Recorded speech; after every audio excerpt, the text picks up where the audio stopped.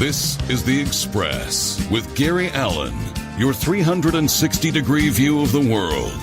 Now, here's your host, Gary Allen.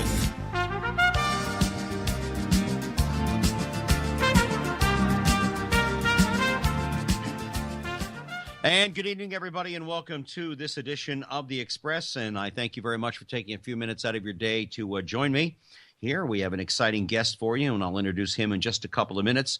A special hello to my good friend Randy out there, and there may be another Randy listening as well, another good friend of mine. So, you know, if both Randys are listening, I'm in good shape, and I thank all of you again for taking a few minutes out of your day to join us for this program. For those of you that are looking to follow me when I'm not on the air, you can go to my Facebook page. It's Gary Allen, A-L-A-N. You can also go to my YouTube.com site. You go to youtube.com, Gary Allen, The Express interviews. I'm in competition with the country western guy, so he's got a few more on there than I do. But if you want to hear some of the back shows like tonight's show in about a week, you'll be able to hear it there. On Thursday night at 7 o'clock, you can also hear a repeat of the show on our sister station, diversitybroadcastingnetwork.com. That's diversitybroadcastnetwork.com. And also on progressivevoices.com. The show will be up in about a week. So we're excited about that and some of the other great things that are happening to the program. Let's get to tonight's program altogether. I have Mr. Roger Simmermaker on the line. He's a national speaker and award-winning author. He's written such books as How Americans Can Buy American, The Power of Consumer Patriotism, My Country 'Tis of Thee, 50 Patriotic American Companies American consumers should know. It won the Best Book Business Book Award in 2013, and I'm sure by now there's probably 50 to 100 companies that we should be aware of. And my good friend, who's been a friend to this show for a long time since we got started, Mr. Roger Simmermaker, is on the line. Roger, thank you for joining us here on The Express. Thank you, Gary. Fantastic to be on with you again. Always a pleasure. Well, it is indeed a pleasure. You know, we were talking off the air a little bit, and we're not going to really get into it too much, but this ISIS situation is just getting completely out of control, and I have no clue where they're going with anything, and I'm just throwing that out there. You don't have to respond to it, Roger, but I would be remiss if I didn't say we all are saddened by the loss of life today by these terrorists who I consider to be cowards for what they do. So if you want to comment, you can, Roger, but if you don't want to, that's all right. Well, I mean, I'll just say that's not my expertise area. But, you know, definitely our hearts and prayers and thoughts definitely go out, you know, to the victims. And, I mean, we don't want to be victims ourselves. And no, we realize how, you know, delicate life can be and how fragile it can be. And it's just sad to see, you know, that fragility happen. Yes, so absolutely. Let's get into it here. The president of the United States is down in Cuba at the moment, and he was down there for talks with Raul and Fidel Castro, just purely from a business point of view and for American products possibly being sold down there at some point down the line. How do you feel about the opening of relationships with Cuba? I mean, that country is going to need a lot of imports from all over the place. How do you see that playing out for American-made products and for American businesses to go down there and help revitalize that economy as well as the country? Well, on the face of it, without knowing, you know, any details really about what is being discussed, I mean, I'm hopeful that, you know, we can make some inroads there. I mean, I think it's great if American companies have the ability to invest in other countries and reap profits from that investment and then send the taxes to be paid on those profits back to the U.S. Treasury, where we desperately need the tax revenue. Right. I know one of the companies that's a little excited about it, I guess, for a better lack of a better word, is Marriott Hotels. And I remember reading an article not too long ago about how Marriott, all of their towels are made in the United States. I mean, they don't have to do that, but and who knows how much of it is just out of pure patriotism from the company. But the point is, it's happening, and it's great to see that kind of evidence in some of the American companies. And hey, if they can, you know, go down there and have people stay in their hotels, which I hear, you know, there's very few of hotels there. Yeah. So I think it's I'm hopeful. Yeah. And I just hope we don't turn it into another huge trade deficit like we have with a lot of other countries. But Yeah. we'll see what happens.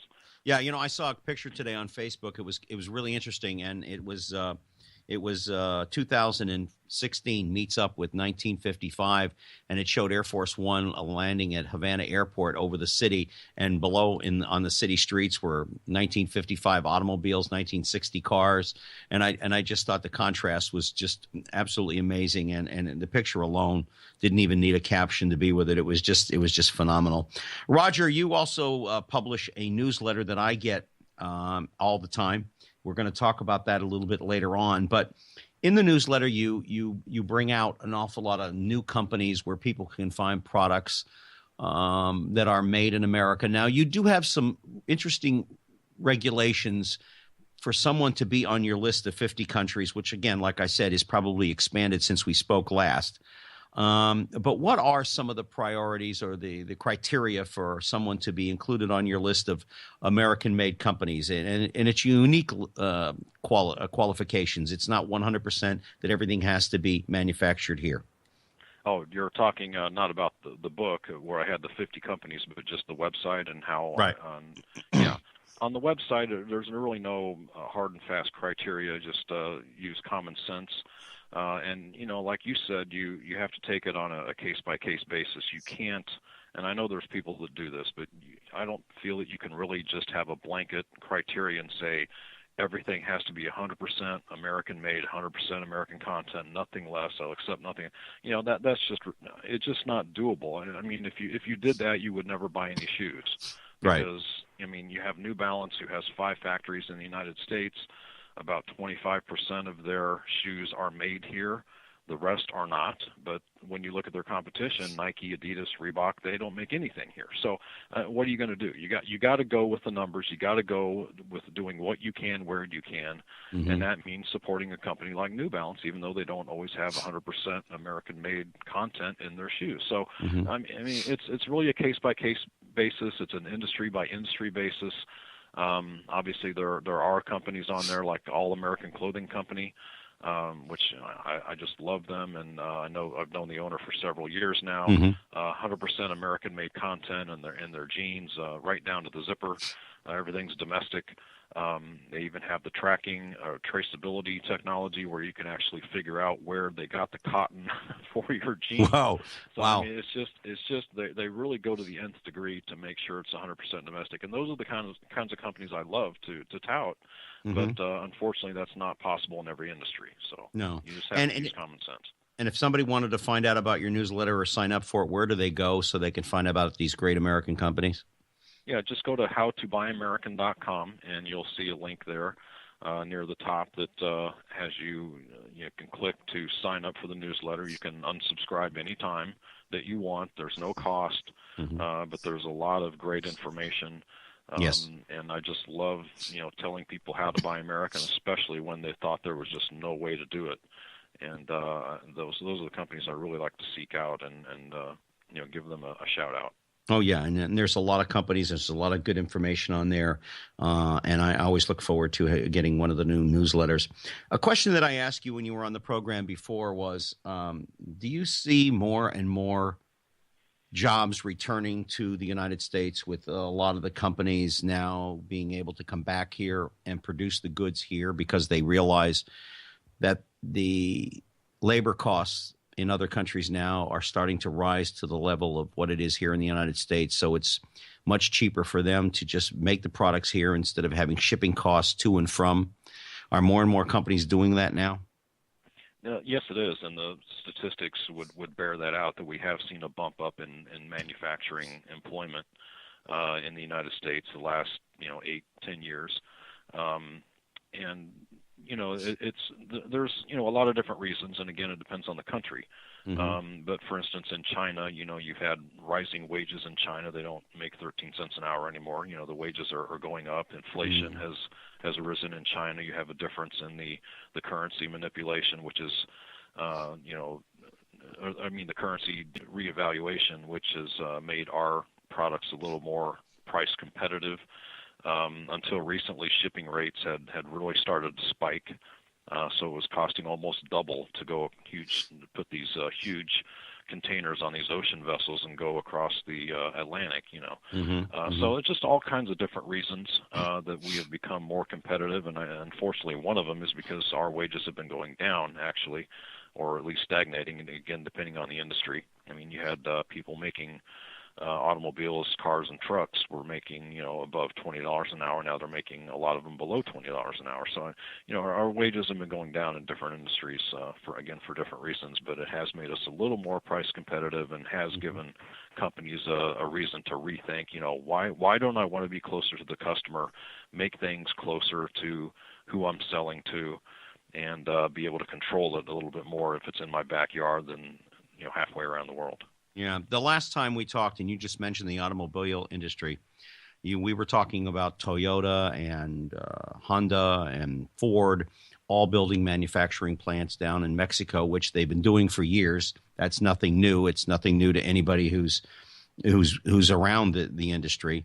Have you seen that continuing to move forward, or Hyundai, for instance, built a number of plants here in the United States, and I know a couple of other companies did. Do you still see the manufacturing of automobiles down in Mexico to continue, or do you think some of those plants may move north? Well, again, it's a mix. And some plants, I don't know about exactly plants, but I know Ford Motor Company brought back about 2,000 jobs over the last 4 years or so from China, India, and Japan.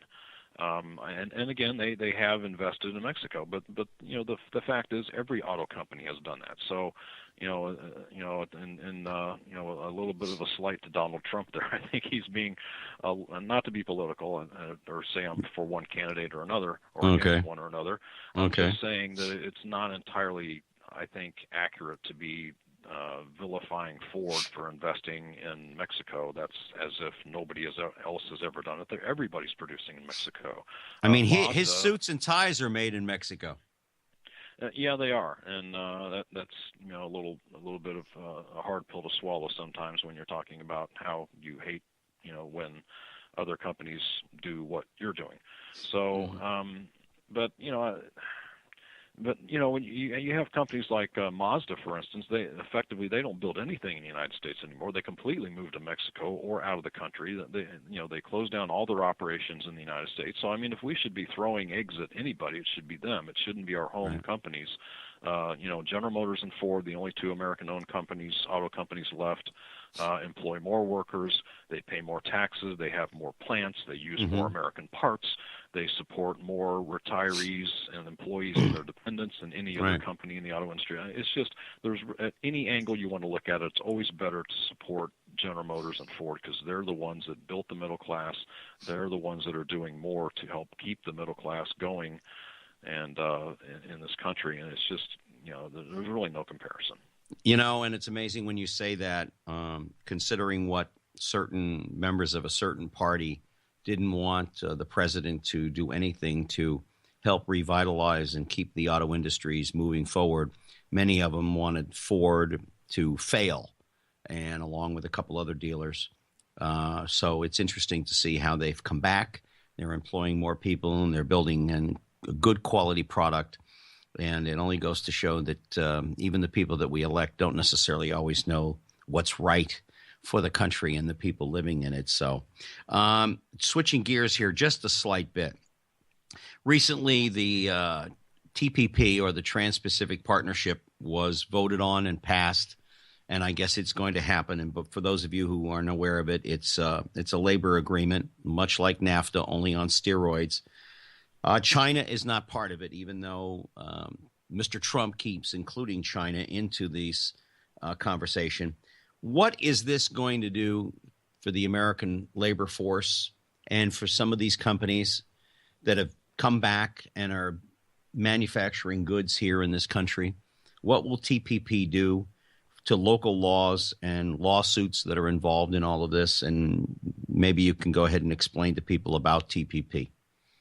Well, you mentioned Trump again, and just so people don't think I'm being anti or pro Trump. I mess with him every show. I mess with him every show. Yeah, well, I mean, I do like him calling for slapping tariffs on Chinese goods for, if they're going to not play fair with us. I mean, I love that kind of talk. So, and the fact also is a lot of people don't know that Obama's actually put a lot of duties on steel and tires and other products coming from China. So he's a huge protectionist if you want to look at what he's done, in respect to free trade and free markets. But with the TPP is basically it's every free trade agreement is a little bit different than the one before it in certain ways, but generally, all in all free trade agreements for the United States are basically bad, and the reason is because we're pitting our labor against labor that makes less money unless you're dealing with somebody that has a pay equity like we do for their labor costs, like Canada, and they're more similar to our production cost burdens that we have in the United States for producing here. With any free trade agreement, we're trying to build prosperity on the cheap. The only way that free trade can actually be beneficial for the United States, by the free market people saying that, well, it'll bring down prices for consumers. Well, the only way that that's going to benefit is if prices fall faster than wages. If wages fall faster than prices, then we lose, and that's the reality of free trade. When we trade directly in competition with low-wage countries, is it's going to put downward pressure on wages, and that's why wages, I think just about all the presidential candidates, when they talk about it, have admitted that wages have either stagnated or gone down. And hello, it's no surprise we've been having free trade agreement after free trade agreement in this country, and that's what's doing it. So, the old saying, how many times do you have to get hit over the head before you realize what's doing it to us? Free trade is what's doing it to us, and it's just, I just wish people would just wake up. I mean, not necessarily the people. I think the people of America and the voters know what's going on. I wish that our legislators would wake up and realize that the United States was not built on free trade. It was not built on free markets. If anybody out there listening can find the word or the term free trade or free market in any founding national document, whether it be the Constitution, Declaration of Independence, or the Federalist Papers, I will eat that document completely without salt. It just does not exist. Okay, so we should stop fooling ourselves and think that we were built on free trade and free markets. They were never intended. That's why it was never mentioned, and it's killing us. Yeah, and what TPP will do to the local laws and the lawsuits that will ensue from other countries, if they see something that gets in their way, they'll just bulldoze it out of the way with a lawsuit, like NAFTA has done on several occasions with it. I agree with you. There hasn't been a labor agreement that has worked well for America, and yet all our presidents, all of them, Clinton, Bush, now President Obama, they love the idea of having a free trade agreement with somebody around the world. I don't get it. These are not stupid men. But, and up until not long ago, Alan Grayson was the only one that ever got to see the TPP. This thing was kept under wraps for so very long, and I'm not even sure a whole lot of politicians have even seen it up till now. And Grayson wasn't allowed to take pictures of it, copy it, or anything. It was just, no, take a look at it, now leave the room. I mean, when something like that is being done, this isn't backroom business deal for the NFL or for the boys in Vegas. This is the United States of America, and none of these trade agreements ever seem to work, and they're bad for the labor force in this country, and they're bad for the companies in general. Some people say that because of TPP that we may head into an economic downfall in the next couple of years. Do you see that on the horizon at all? Well, if it passes, I mean, things are only going to continue to get worse.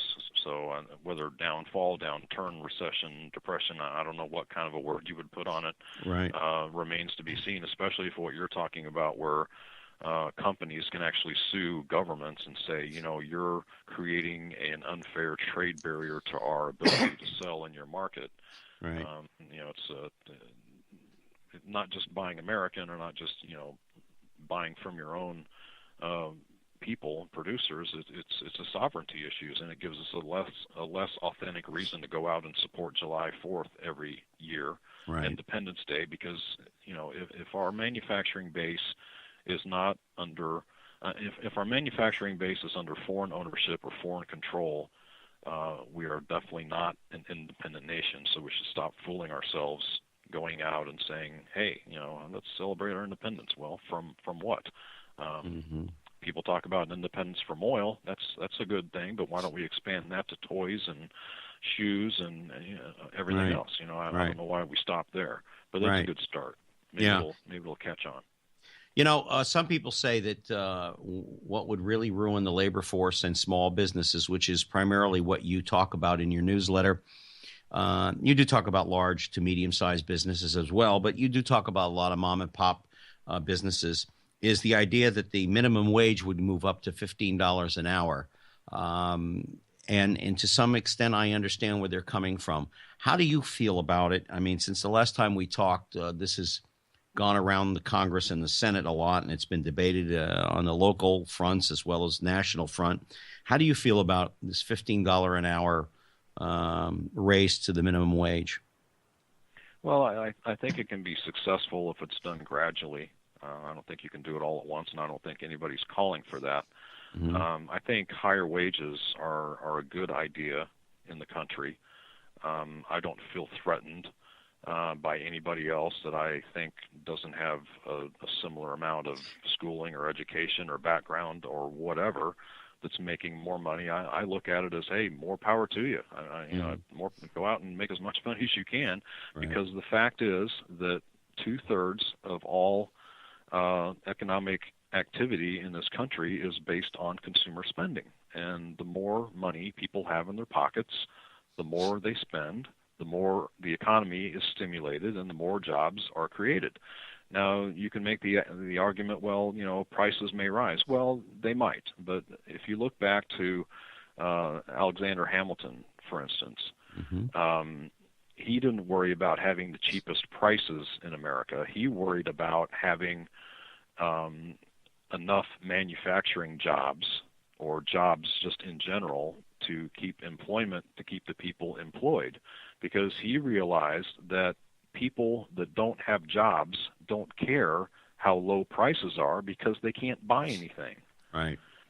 So now if prices do go up because wages go up, people that are making money who are secure in their jobs and are not threatened by outsourcing constantly like we are today can always cut back a little bit.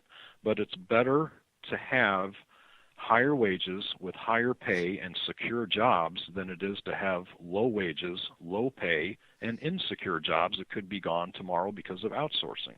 Right. So it's more beneficial to have the higher wages, even if prices rise, because, for the reasons I just laid out, I really can't say it any differently or better.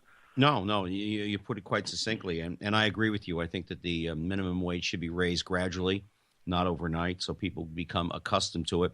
If there's one thing I've learned about human nature, Roger, and I'm sure you have too, and everybody who's listening, people are reticent to change, they're happy about getting a raise, but when it comes to the business owner giving a raise, they're a little reticent about it. So if it is done in a gradual basis, then the hard-felt effect of it doesn't happen all at once. It happens over a gradual period of time, and we ease into it like a brand new pair of shoes. We ease into it, and we get used to it, and hopefully it becomes productive, and I'm all for that. One of the questions a friend of mine wanted me to ask you, a friend of mine named Randy, he wanted to, how do people get involved with you as far as not only being in your newsletter, but how can people get a hold of you to let you know about a great company that has products that are made in America? Can they just call you on the phone, or do they notify you? Is there a place on the newsletter in order to say, hey, Roger, I found out this great company. You need to take a look at it? Yeah, you just email me or call me. You don't have to join the email list when you email me. I'm always open to hearing about new companies. I mean, I don't know everything. There's so many companies out there. It's impossible to know all of them, and I'm grateful to people that have told me about companies that I didn't know about. That I was just like, wow, that's great. I'm glad you told me. I'm definitely gonna look into featuring that company. And like we said before, there's no hard and fast criteria, but depending on the industry and the makeup of their product, it's definitely something I look forward to and look into, and welcome anybody to send me anything that they thinks that might be beneficial. Is there also a thing? This kind of comes to mind when I think about the world, and I think about the technology, and at one time when you and I were young men, the world looked to the United States for its all manufacturing goods, whether it be airplanes or cars or textiles or whatever the case may be. But now other countries have the ability to produce a lot of these same goods. Now, as far as aviation is concerned, commercial airliners are really between two companies, one in Europe, one here in the United States. But do you find that is also happening a little bit more and more, and then maybe that's why some of the labor force has been depleted a little bit in certain industries, that companies in those countries, which are sometimes subsidized by the government, are flourishing as far as textiles are concerned, or automobile manufacturing, or whatever the case may be? You think that maybe has something to do with the lack of made in America goods up until recently?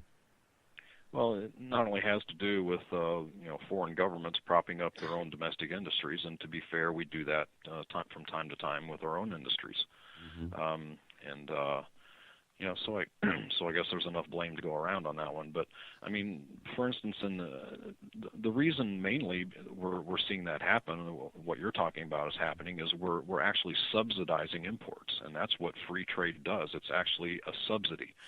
And I hear people that are of that free market type thinking say, "Oh, I hate subsidies. I hate subsidies." Well, then you shouldn't be for free trade, because any time that you grant cost exemptions to any company in a given industry, and you don't grant those same cost exemptions, production cost exemptions, from another company in that same industry, that constitutes a subsidy.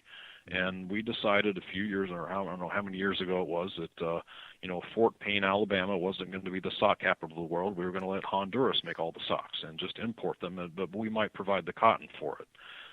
So we're basically subsidizing foreign production, because we're we're not protecting companies that are abiding by and absorbing the cost of American laws from companies and producers that do not abide by and absorb the cost of American laws. Workers in Honduras don't pay Social Security taxes. They don't pay, they don't have the same kind of labor laws that we do, different pollution controls, safety, environmental controls and protections. If you've ever played the game of poker, if you just know how it works a little bit, if you're going to sit down at the poker table and share in the pot, you have to ante up just the same as everybody else does. And the pot in this case is the lucrative U.S. market. Everybody wants to sell to us. We should be able to dictate the terms of who does and who doesn't. But, I guess shifting to Mexico a little bit, you can't have an American producer sit down at the poker table and ante up $2 while the Mexican producer antes up a couple of pesos, and we're both competing for the pot. That's not fair. Baseball, football, basketball, everybody plays by the same rules. Only in economic trade do we not allow or force everybody to abide by the same rules together. And that's a travesty, and that's why it's unfair, and that's why we're losing out. Abraham Lincoln said, trade where it is necessary and avoid it where it is not. If we make socks in this country, we don't need to buy them from Honduras. Let them make and buy their socks, and we will make and buy our socks. We don't need to have them to buy our socks and we buy their socks. There's no reason for it. Avoid it where it is not necessary, and it's not necessary. Is it a fair statement to say that when it comes to overall productivity in this country by American-made companies or products that are made here, that we still, in spite of what the last question was, we still lead the world as far as quality in the merchandise that we produce? Quality and lead in productivity? Well, productivity and quality. In other words, we build a car and country A builds a car, but there's significantly better engineering that's gone into that car, better manufacturing goods that have gone into that car, quality of the products that are used to make that car are better. Do we still produce the best products in the world, bar none, or are we sort of losing that battle in some industries? I don't know that you can say that, and I think, again, and I hate to go back to that, but I think it's a case-by-case basis or an industry-by-industry basis. I know that even J.D. Power came out, I think it was a year, maybe even 2 years ago, that basically said the once known or perceived, anyway, more perceived in my opinion, gap between the quality of Japanese-made cars and American-made cars is effectively gone. The problem is the perception gap lingers on for 5 years after the actual gap is actually no longer there. Right. So that's why people fall back on I'm going to buy a Toyota Camry because it's the best. Well, that might have been true 5 years ago, but it's not anymore. Yeah. I don't know that that's true. I wish I could say it was, and I wish I could say that I knew for sure. But I would assume if I said it was true in one industry, it may not be true for another one. So yeah. I'll leave it at that, Gary. No, I understand, and I grew up in the aviation industry, and I can tell you that both Boeing and Airbus are struggling now because instead of having everything manufactured in their plants and by their people, they're farming it out to other companies, and that's where the delays in the 787 started, and the 757, or not the 757, but the 787 and the 750 by Airbus. There have been delays, but again, I grew up in that industry, and I kind of understand it. I just want to get political here for a second, and I don't want you to tell me who you're voting for, because that is not the point of this question. And I told you I was going to ask this. Which of the candidates that you see, now there's still 4 remaining, which one would be the best for the labor force and companies in this country, from what you see? Now, the first person that comes to mind, of course, is the Donald, but in all fairness to him, he's never held office, so what he says and what he can do are two different things. But getting back to your opinion on this subject, which candidate do you feel is probably the most positive towards the labor force in this country and the companies within? Okay, you said 4 candidates. I thought there were still 5. Did somebody drop out? I not hear about it. There's 3 Republicans and 2 Democrats. Right? Democrat, yeah. Or as one woman in Oregon said today, well, you have Hillary and then you have the communist, and the reporter says, well, no, he's a socialist. She said, well, isn't that one and the same? And the reporter goes, no, there's 2 different. And he's a European socialist, which is, most people don't understand what that is anyway, and we're not going to get into that here. But yeah, of the candidates that are left, which ones do you think are most pro-labor? Yeah, well, socialist and communist are 2 different things. That's why they have 2 different words, just like a car and a truck are 2 different things. That's why one's called a car and one's called a truck. Yes. But anyway, if you're a Democrat or on the left-leaning side, I think you would have to go with Bernie Sanders. Would be more in line with the anti-free trade, the more protectionist view, if you would, of America and manufacturing. If you're on the right, I would say you'd probably have to go with Donald Trump. I think, I know he's never had a vote or held elective office, but the way he talks is he doesn't have to talk that way if he didn't want to. And just the knowledge that the way that the other 2 talk and the way that they have voted means that they're basically free market, free trade, and that's the best, and a rising tide lifts all boats and all that other nonsense. So I'm just saying, depending on where you're at, I think it depends on how high of an issue that is. For if your number 1 issue is pro-life, then I don't know what to tell you. Or if it's the environment, I don't know what to tell you. But if it's trade, if it's economy, if it's manufacturing, then those would be my answers, depending on which side of the political aisle that you're on. Right.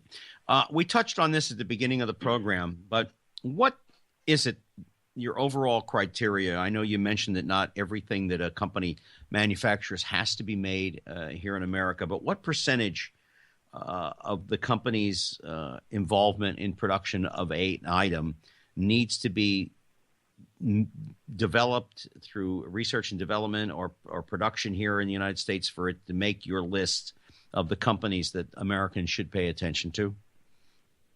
Well, research and development is definitely very important. Again, when people think about buying American, they think about where's it made, and that's really not enough.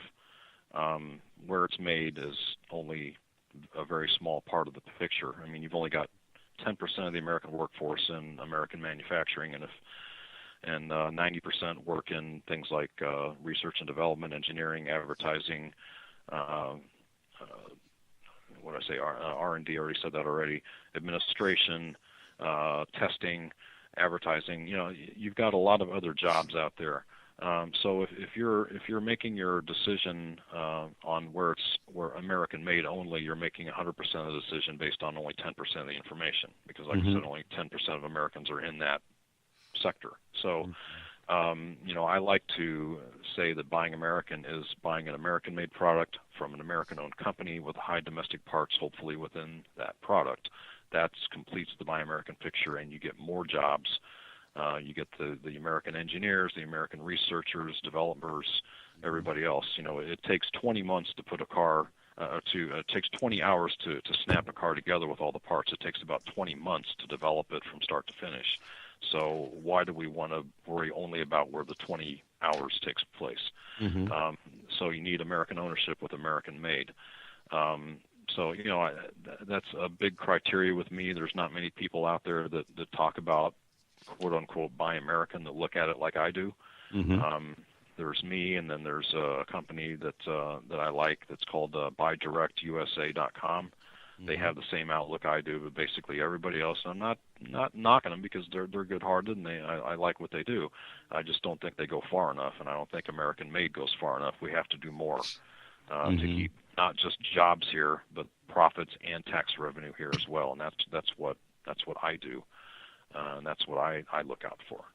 When we talk about a lot of the jobs coming back here and the local manufacturers and stuff, are we still talking about mom and pops being the majority of the people that you come in contact with, that you put on your in your newsletter of what they manufacture? Is it still in that realm of the mom and pop shops, or has that expanded out a little bit since the last time we talked? Well, it's definitely a mix. I don't know that I would say it's 50-50. It's kind of hard to put a percentage on that.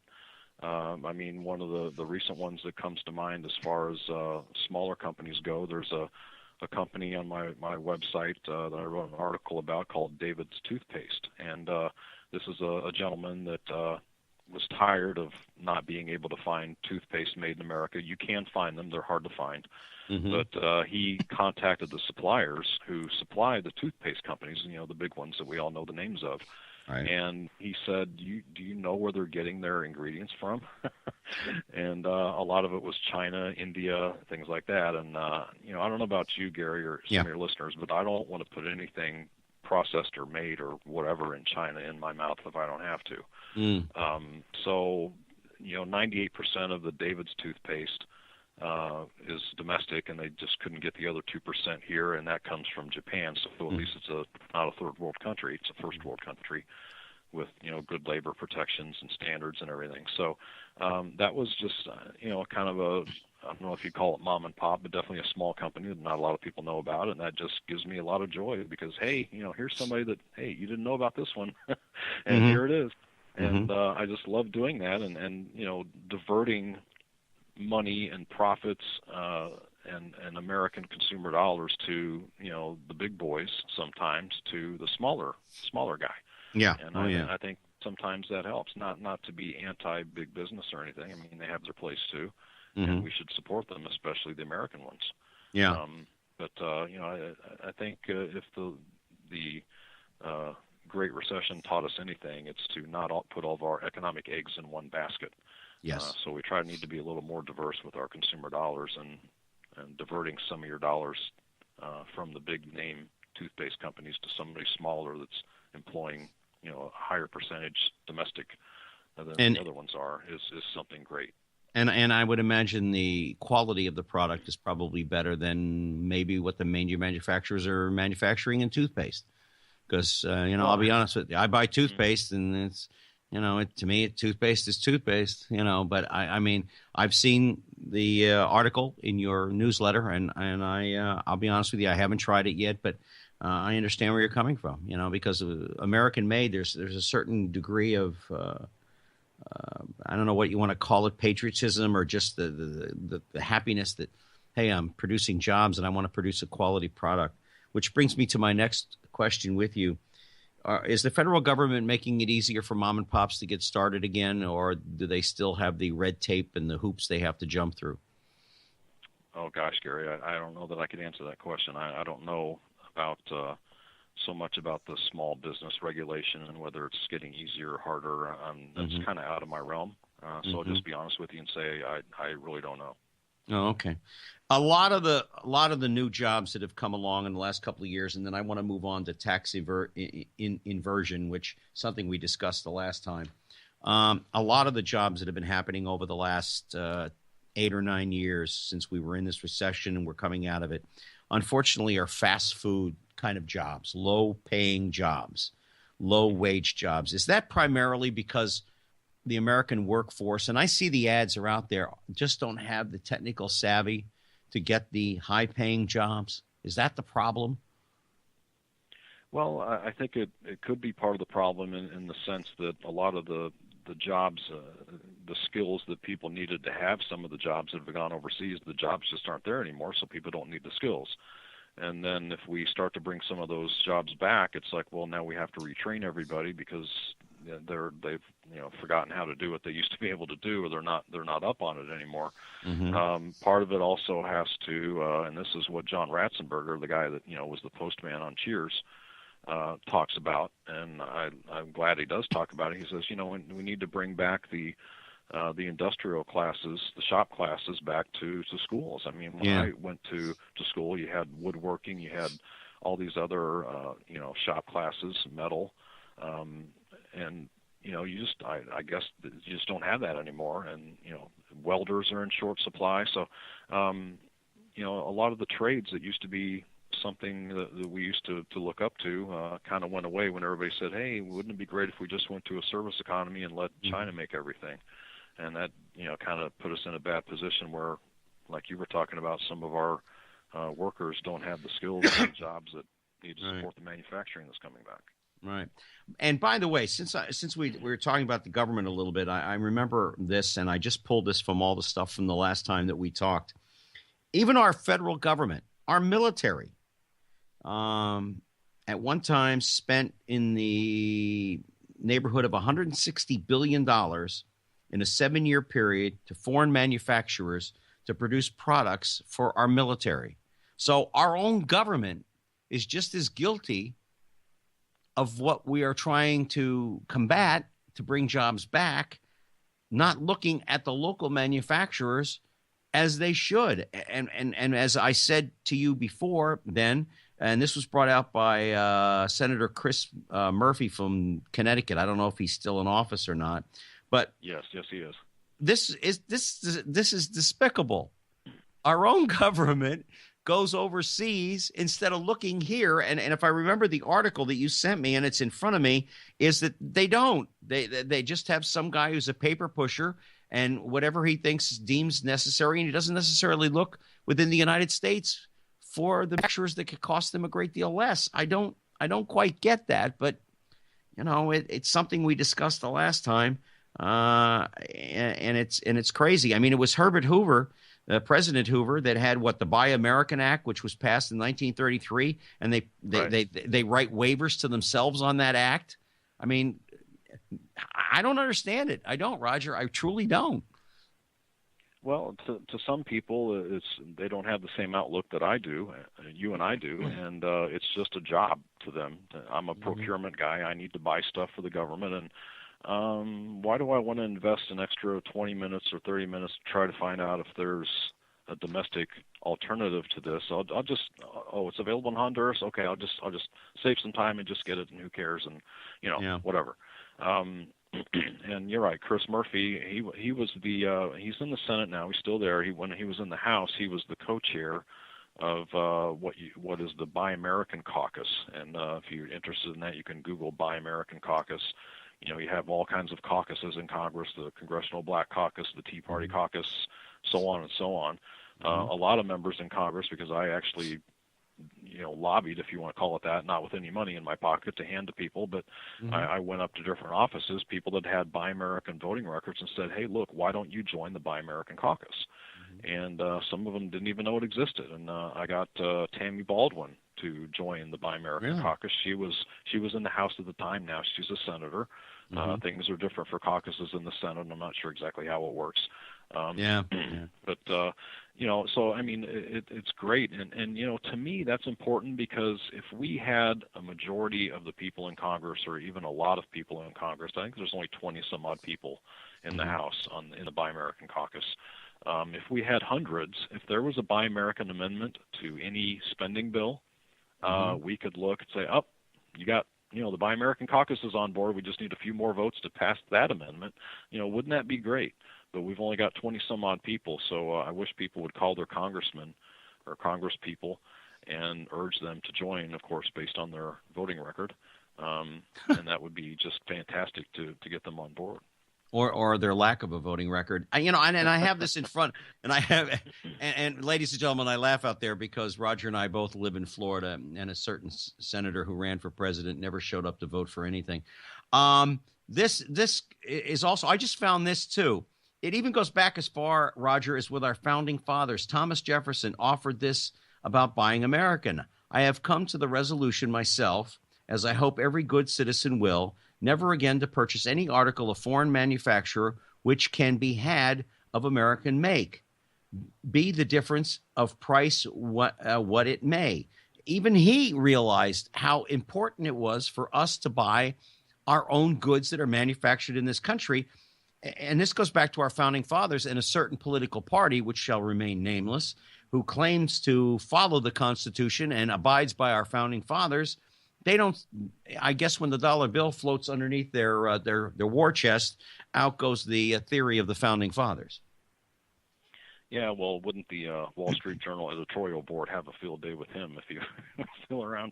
Another person that founded a particular party,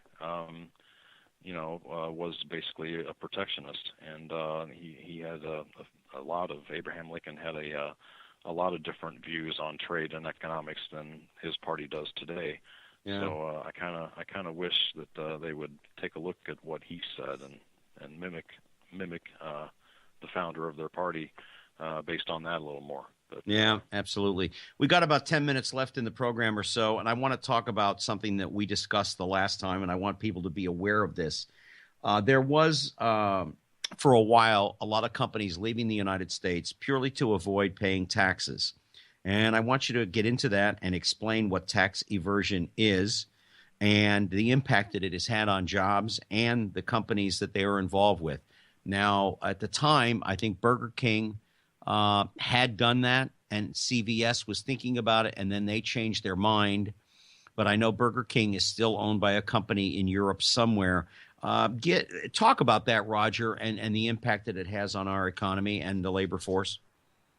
Well, with the inversion, without getting too technical, it's basically when an American company merges with a foreign company, and they flip it and change the address from, even if the American company has a majority of the ownership or the shares, they reincorporate in the foreign country at supposedly a lower tax rate.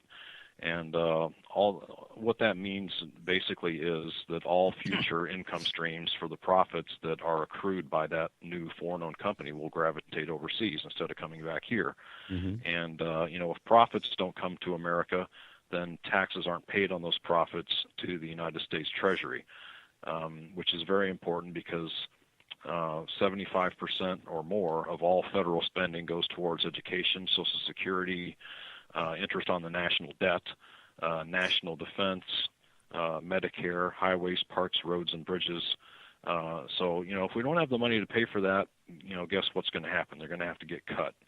And that's what is happening or being talked about, especially in the realm of Social Security. Everybody's talking about how we're going to cut Social Security. Well, we wouldn't have to do that if we had more companies that were based in the United States and the profits and income streams were coming here instead of gravitating elsewhere.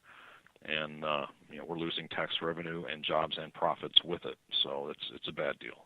Are more and more companies still doing that, Roger, or has that, because it came to the light of day the last time you were on, it was in all the news articles and magazines, have more and more companies continued to do that, or are more companies a little reticent about doing it?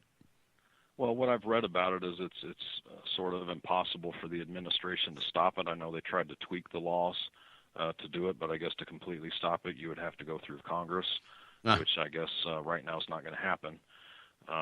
Because, again, that's that free market, free trade mindset, get the government out of it kind of a mindset. So I guess it's going to continue to happen. Maybe it's a little bit slower pace, and maybe it's a little bit harder, a little bit tougher, but I don't think it's completely out of the picture. So I think it's still going to be looked at or looked into by different companies. But it was good to see Walgreens back off on it. Yeah. One question I've never asked you: how did you get involved in all of this? Was it just something you saw at first and said, wait a minute, why can't I buy this product here in America? And that got you going on this path and this wonderful journey of yours? Well, that's kind of how it happened, but I got politically involved when Ross Perot came on the scene. Yes. And was very involved in the Reform Party at a fairly high level, and actually wrote the trade policy part of the platform, which may or may not still be there today. I don't know if it is. And the Buy American provisions in that party platform. But during that time, I didn't hear a speech from Ross Perot that day or anything about buying American. I just went to the mall down here, and one of the malls in Florida, and as I was going in, I was going to buy a shirt. I just wanted to buy a shirt. And I thought, what the heck? Why not? Let's make sure that I buy it made in America today. Why not? And I went into stores. I came out of stores. I talked to managers. I couldn't find what I wanted.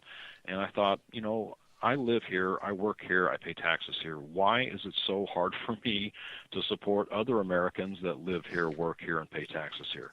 And I just got upset about it, started to do some research about it, and realized there was really no consumer guide out there to help people find and buy American-made products. And I thought, I'm going to be that guy. I'm going to do it. And I just jumped in with both feet, and that was over 20 years ago, and here I am. And, by the way, EW, my producer, asked me to ask you not to hang up after the show. He has a question for you himself, so neither one of us will hang up. In the first chapter of your book, you write, how many people out there buy American-made products whenever is possible? Do you think people still go for the price point, the label, or do they really consciously now look for made in America? Well, more and more people, if you look at the polls, look for American-made products. It depends on how you break down. The 20 to 29 years old is a much lower percentage than 60 and over, that sort of thing. But a majority of Americans have said that they would buy an American-made product if price and quality were the same. And some have even a lower percentage have even said that they would even spend more for an American-made product. Whether they actually do, I don't know, but that's how they're thinking. That's what's on their mind. That's what they want to do. And I think if they had the financial resources, they would probably, put their money where their mouth is and back up what they're thinking. But that's why I don't understand to a point that it's why we can't have more influence at the ballot box on this. I mean, if you had a Gallup poll that says 64% of Americans want to buy American if price and quality were the same, I think that would be a large enough percentage constituency that you would want to pursue as a candidate. So I think it's something that needs to be exploited, and maybe Mr. Trump and some others have exploited it. I don't know how well it's going to turn out for him. And how authentic it is, but it's good to hear it talked about, and it definitely raises some issues for the political dialogue. Yeah, I think before Mr. Trump could truly answer that honestly, he'd have to pull the manufacturing out of Mexico and China for his suits and ties. And I'm someone who understands the quality of good clothing, and his tie quality isn't exactly there. I personally like the old Jerry Garcia ties myself. So, but I have to wear a tie and a suit once in a great while, and I prefer some quality made goods. What's next on the horizon for you? I know you've written a number of books. I'm sure you've got something on the board for the future and what's going to be happening with the newsletter. So in the few minutes that we've got remaining, let's talk a little bit about that. What's happening with you as far as a writing of a new book? Well, what I have planned, I don't know if I can get it out by the end of this year or not, but my latest How Americans Can Buy American book was the third edition, and it was 508 pages, and it was just really huge. Wow. And I tried to cover anything and everything in it. And I think I need to pull back from that a little bit. I think people want like a nice, smaller, handy guide that, women could put in their purse or guys can put in their back pocket and take to the store with them. So I want to come out with a pocket guide and have some of the just more popular products in it, because a lot of products are regional.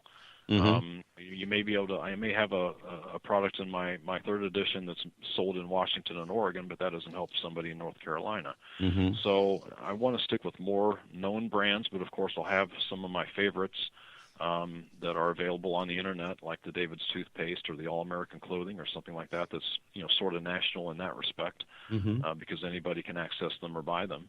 But I'd like to make a How Americans Can Buy American pocket guide, and it should be small, it should be handy, inexpensive, and those are all good things. Well, I'm really looking forward to that.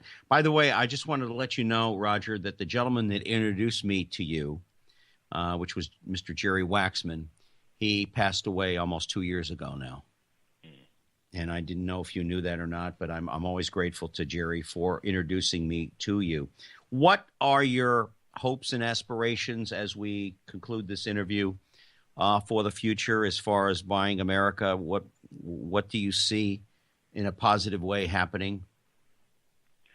Well, my aspirations are the same. I just keep plugging away at what I've been doing. I just want to spread the word about buying American and give it a voice.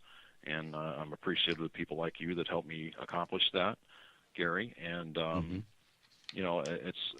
I think the tide's turning. I mean, you look, every few years, Buy American hits the front page again. Whether you're talking about, the Iraq War and the French boycott, and everybody was upset at the French and they wanted to buy American, or right. Years later about how they were tired of outsourcing to India and China, and then the safety scare with the toys and the drywall and the lead paint in China.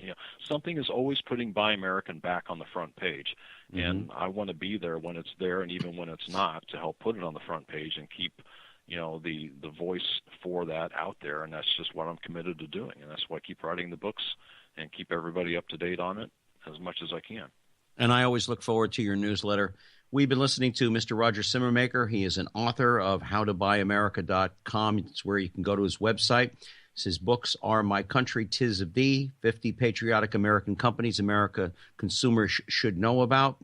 Like I said, go to his website, howtobuyamerican.com. And he is an extraordinary gentleman, and I really thank him so much for joining us. For those of you that want to continue to follow me, go to my Facebook page, which is Gary Allen, A-L-A-N. You can also go to youtube.com, Gary Allen, The Express Interviews.